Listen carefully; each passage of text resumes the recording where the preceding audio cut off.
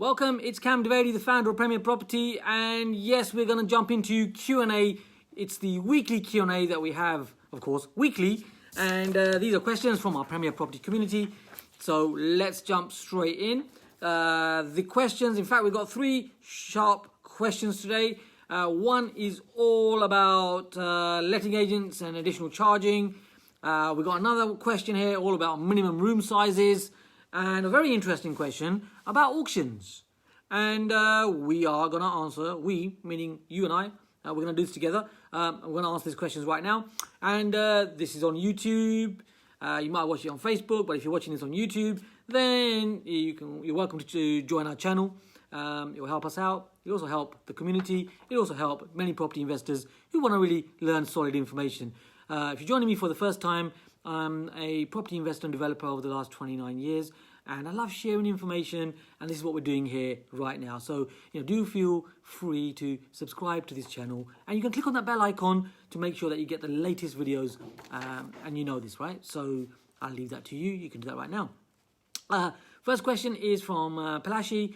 So she's asking, hi Cam, some letting agents are additionally charging for fully managed services, something called the LRC, the Landlord Regulation Check, which is about $9.95 plus VAT per month. This is a fee for managing the deposit, sending any notices, managing licenses, etc.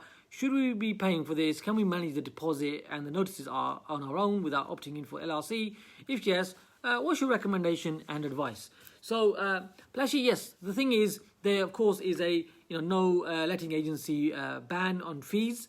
But in terms of what you're discussing here right now, the letting agents are within their rights to charge for part of their services, and they are finding creative ways on actually doing that. Now, I love letting agents. I like working with good letting agents because what I find is that they do save you a lot of time. The good ones do save you a lot of time. And I used to self-manage. It's all great when everything's going exactly as you plan, but it's when it hits the fan that you find out the worth of your letting agent. So think about, you as the entrepreneur. If you're watching this, you're clearly showing that you are an entrepreneur. And property now is a business. Whether you're starting in it or whether you're scaling up your business, it is all a business. So if you're like me, you understand how much time you can save and how much you can make your life easier by simply dealing with a quality letting agent who will, deal with those situations when, like what I say, it's not going to plan and there's things that are changing. A good letting agent will step in to make sure that your rent's being paid, that the tenant is behaving, your property is looked after, and also, of course, right at the beginning, making sure that your property is tenanted. So for that reason, to cut a long story short, what I'm saying is, personally, I'm okay paying when it's good letting agents. So if it's a good letting agent, you want to keep on board, and the $9.99 plus VAT per month is, in the whole great scheme of things, a very cost-effective way of managing your properties. So that's my answer for you on that one, Plashy, and I'm loving the fact that you got some really good questions and you're moving forward. I love that. Brilliant. Moving forward, we've got Melody here. Melody, another one of our Premier Property community, one of our students at Premier Property Inner Circle, in the Premier Property Inner Circle, in fact. And Melody is asking, and it's a question. It's usually the white elephant in the room that no one really wants to address, yeah, and that is all about room sizes. So Melody has come up with this question, which is, Cam, you mentioned before that there are minimum room sizes for a HMO of 6.52 square meters. Is this only for HMOs or does it also apply to buy-to-let properties? Well, the answer there is, you're quite right to ask the question. Yes, it does. It applies to buy-to-lets as well as it does to HMOs. So your mandatory room sizes are 6.52 square meters, even for a family home. Now, this was brought back in on 2018 when it was decided that, there were some unscrupulous landlords out there, who were, really, having too many people in a room, in a bedroom, right? So this rule was brought in, And, personally, I think that's a good rule. So that is what it is, 6.52 square meters above. Now, to be fair, is it policed? Not necessarily so much in a buy-to-let.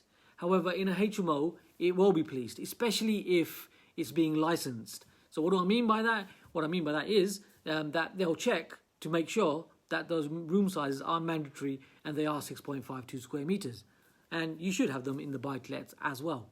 Now that, just to be clear, is for for one person. A single room, let's call it, 6.52 square meters. If it is 2 people, then you're looking at 10.2 square meters. That's then the minimum for 2 people. So I hope that helps you there. Melody, thank you for asking the question. Like what I say, the elephant in the room, the question that never get asked. Brilliant. So I hope that's answered that. Moving on. We have Clint. So Clint's coming with a very interesting question when it comes to auctions. So I'm going to answer this right now. And if you're finding this video useful and a little bit interesting, something a little bit different, and you find the information practical, feel free to subscribe. You can do it right now. Click on that button and click that bell icon. That means you get the latest notifications. Why am I speaking in this voice and this tone? Who knows? Let's just answer the question, shall we? Yes. So Clint is asking, I've come across a property and in the legal pack it states the buyer will have to pay £650 for searches. This amount seems extremely high, says Clint. And he's saying, is this normal? Amount of auction? Is this normal for auction properties? Is that normal? Well, here's the thing. These days, at auctions, nothing's normal. I mean, auctions right now, I love auctions. They're so exciting, aren't they? Right? And right now, we're working at hacks and methods and things that you can be doing online with auctions. I've always bought properties at auctions in the room, and there are so many things that go on under the radar with these, in the auction rooms. By the way, if you'd like me to share more information about these, just comment below. Comment here. Let me know that you want more of this, and I'll share with you. It is, it's so interesting. What actually happens in an auction room and how the auctioneers work and all of that, all under the radar. There's a lot going on, and my point is that there is nothing normal with an auction room. So within an auction, there's a lot of flexibility in terms of the terms, in terms of what the seller can ask for. So sellers can ask for VAT to be paid by yourselves. Sellers can ask for a profit share of any uplift on a development that you might do on a piece of land that you buy. The sellers can ask for their fees to be reimbursed. They can even ask you to pay for the legal packs. They can ask you, so they can ask, and it can be all written in the agreements. The sad thing is many people don't read those agreements. Please do read the agreements.